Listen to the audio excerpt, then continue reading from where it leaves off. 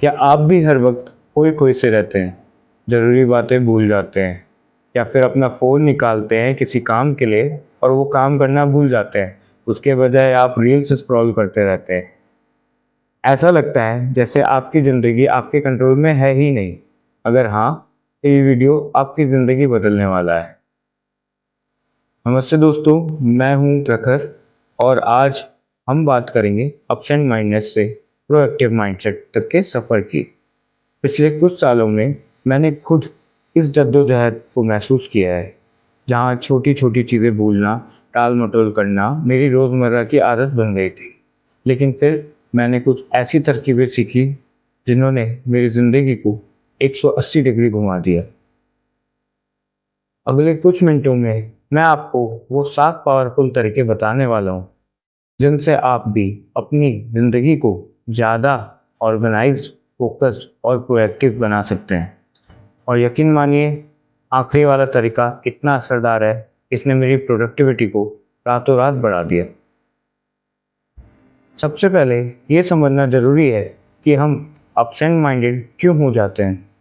देखिए, इसके पीछे कोई एक वजह नहीं है। आजकल की भागदौड़ भरी ज़िंदगी, स्ट्रेस, नींद की कमी या कभी-कभी बस हमारा दिमाग मल्टीटास्किंग के चक्कर में इतना ओवरलोड हो जाता है कि वो ज़रूरी चीज़ों को बैकग्राउंड नॉइज़ समझने लगता है। हम सोचते हैं, अरे ये तो छोटी सी बात है, याद रह जाएगी। पर जब वही छोटी-छोटी बातें भूलना हमारी आदत बन जाती है, तो ये हमारे काम, रिश्तों और सेल्फ कॉन्फिडेंस पर भारी पड़ने लगती हैं। लेकिन अच्छी खबर ये है कि ये कोई लाइलाज बीमारी नहीं है। ये एक ऐसी आदत है जिसे बदला जा सकता है। बस ज़रूरत है सही माइंडसेट और कुछ प्रैक्टिकल टूल्स की। तो चलिए शुरू करते हैं पहले दिन से। पहला और सबसे ज़रूरी कदम है कैप्चर एवरीथिंग। आपके दिमाग में जो भी आए, चाहे वो कोई आइडिया हो, कोई काम हो, किसी को कुछ कहना हो या कोई अपॉइंटमेंट हो, उसे तुरंत लिख लें।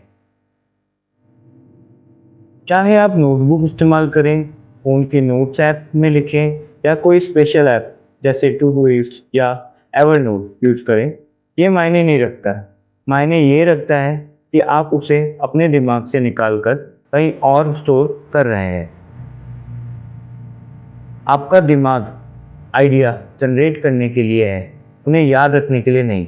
जब आप हर छोटी बड़ी चीज़ को कैप्चर करना शुरू करते हैं, तो आप अपने दिमाग को फ्री कर देते हैं। इससे स्ट्रेस कम होता है और आप प्रेजेंट मोमेंट पर ज़्यादा फोकस कर पाते हैं। आज से ही शुरू करें, हर वो चीज़ लिखें जो आपके दिमाग में आए। अब आते हैं दूसरे दिन। हमने सब कुछ कैप्चर कर लिया, लेकिन अब क्या? बहुत सारे काम लिस्ट में जमा हो जाएंगे। यहीं काम आती है 2 मिनट्स रूल। ये डेविड एलन की getting things done (GTD) method का एक शानदार हिस्सा है। रूल बहुत सिंपल है, अगर कोई काम 2 मिनट या उससे कम समय में हो सकता है, तो उसे तुरंत कर डालो। जैसे किसी को ईमेल का जवाब देना, कोई बिल पे करना या कपड़े वॉशिंग मशीन में डालना। ये छोटे छोटे काम जब पेंडिंग रह जाते हैं, तो एक मेंटल बर्डन बन जाते हैं। इन्हें तुरंत निपटाने से ना सिर्फ आपकी लिस्ट छोटी होती है, बल्कि आपको एक अचीव्ड का फील भी आता है, जो अगले कामों के लिए मोटिवेशन देता है। आज आपका टास्क है लिस्ट में से ऐसे 5 काम ढूंढें जो 2 मिनट में हो सकते हैं और उन्हें अभी के अभी निपटा दें। तीसरा दिन और तीसरा पावरफुल टूल, टाइम ब्लॉकिंग। ये वो तरीका है जिसने मेरी प्रोडक्टिविटी को नेक्स्ट लेवल पर पहुंचाया। इसमें आप अपने पूरे दिन को छोटे छोटे टाइम स्लॉट्स में बांट देते हैं और हर स्लॉट में एक स्पेसिफिक काम असाइन करते हैं। जैसे सुबह 9 से 10 बजे ईमेल चेक करना, 10 से 12 बजे प्रोजेक्ट पर काम करना, 12 से 1 बजे लंच ब्रेक वगैरह। ये सिर्फ टू डू लिस्ट बनाने से कहीं ज़्यादा असरदार है, क्योंकि आप सिर्फ यही नहीं बनाते हैं कि क्या करना है, बल्कि ये भी बताते हैं कि कब करना है। ये आपको डिस्ट्रैक्शन से बचाता है और ये सुनिश्चित करता है कि आप अपने सबसे ज़रूरी कामों के लिए समय निकालें। शुरुआत में थोड़ा अजीब लग सकता है, लेकिन हफ्ते भर करते करते ये आपकी आदत बन जाएगी। आज रात सोने से पहले कल के लिए अपने 3 सबसे ज़रूरी कामों के लिए टाइम ब्लॉक ज़रूर करें। चौथा दिन, अब तक हमने कैप्चर किया, तुरंत किया और शेड्यूल किया, लेकिन अक्सर हम एक ही समय में बहुत सारी चीज़ों पर ध्यान देने की कोशिश करते हैं। यहीं आती है द वन थिंग की पावर।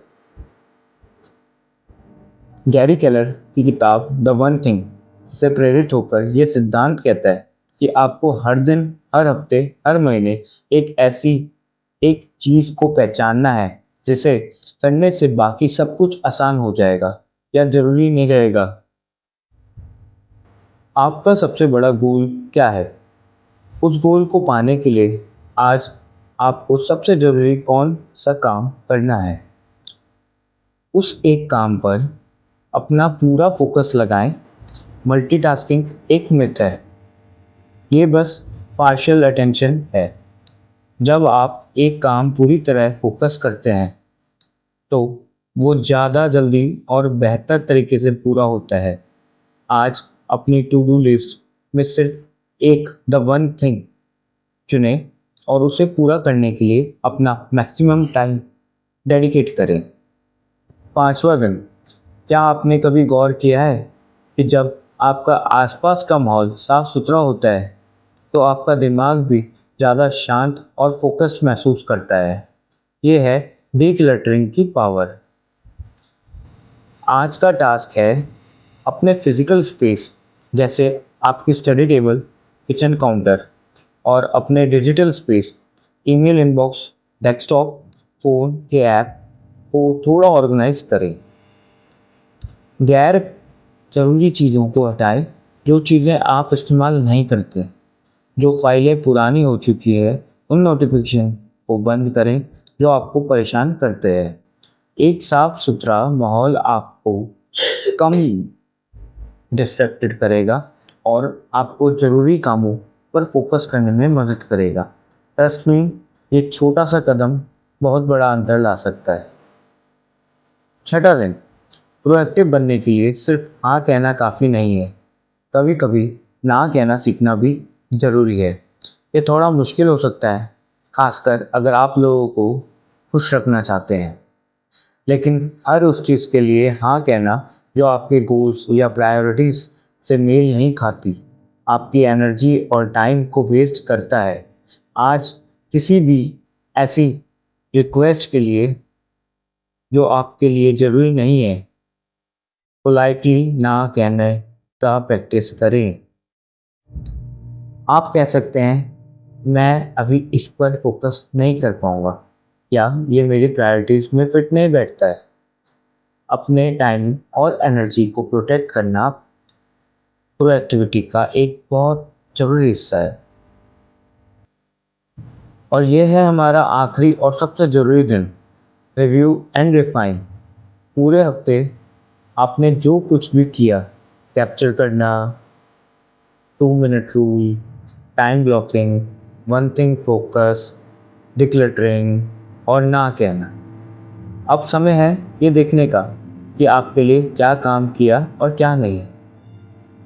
अपनी डायरी या नोट्स खोलें, किस तरीके से आपको सबसे ज़्यादा मदद मिली, कहाँ पर आपको दिक्कत आई, क्या आपका टाइम ब्लॉकिंग सिस्टम ठीक से काम कर रहा था, क्या आप द वन थिंग पर फोकस कर पा रहे थे।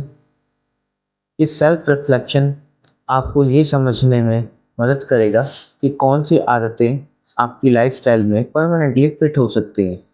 वो एक्टिविटी एक डेस्टिनेशन नहीं, एक लगातार चलने वाली जर्नी है। हर हफ्ते थोड़ा समय निकालकर अपने सिस्टम को रिव्यू और रिफाइन करते रहें। तो दोस्तों, ये थे 7 दिन, 7 तरीके आपकी ज़िंदगी को एब्सेंट माइंडेड से प्रोएक्टिव माइंडेड बनाने के। मुझे उम्मीद है कि आपको ये टिप्स बहुत मददगार लगी होंगी। अब आपकी बारी है, नीचे कमेंट्स में मुझे बताएं कि आपकी सबसे बड़ी एब्सेंट माइंडनेस वाली आदत कौन सी है और आप इस हफ्ते कौन सा पहला कदम उठाने वाले हैं।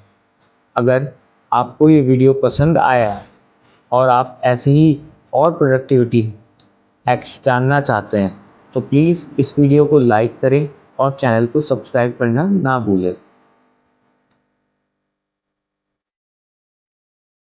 थैंक यू सो मच इस वीडियो को देखने के लिए।